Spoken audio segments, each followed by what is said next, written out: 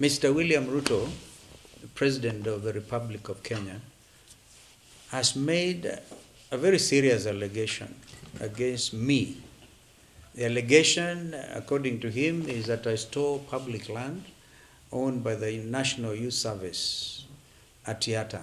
The 24th day of May 2019, Pastev Holdings is listed as one of the petitioners because the land they're talking about, by the way, is right inside a land owned by many other people. So Kenyans must know it has nothing to do with NYS. NYS might be neighbors, but NYS themselves have written to say they have no interest in the matter. There's a specific finding by the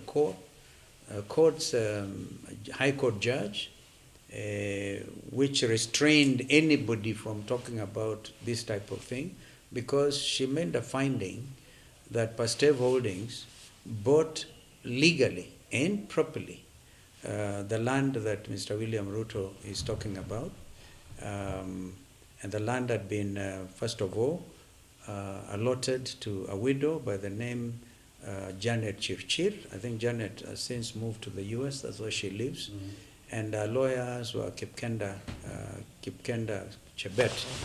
I think that law firm must be familiar to Mr. William Ruto, Kipkenda Chebet and Company Advocates. The other piece was sold to Pastev Holdings by a company called Betraco, which was also owned by Major Langat. This particular thing is very interesting because this was a properly executed sale agreement, stamp duty paid and everything paid. And it's not the first time we are hearing this, but I think we must bring the matter to closure. And as we do so, I want to challenge Mr. William Ruto to also respond to obvious allegations. Some of them are true because he was convicted of dispossessing the late Mzee Muteshi and actually ordered to pay, I think, a fine of 5 million shillings, right? And for land that he had taken from the late Muteshi.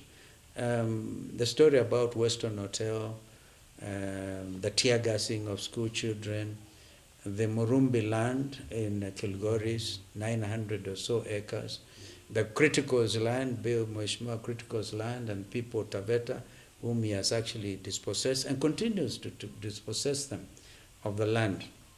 And elsewhere, earning himself the title of Mr. Arab Mashamba.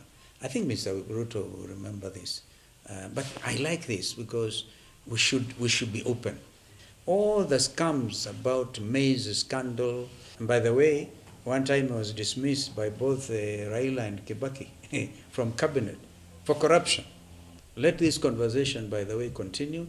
Let Kenyans interrogate this allegation, for example, and let Mr. William Ruto also have, even if as president he can't do this, let his office put on record exactly what he owns.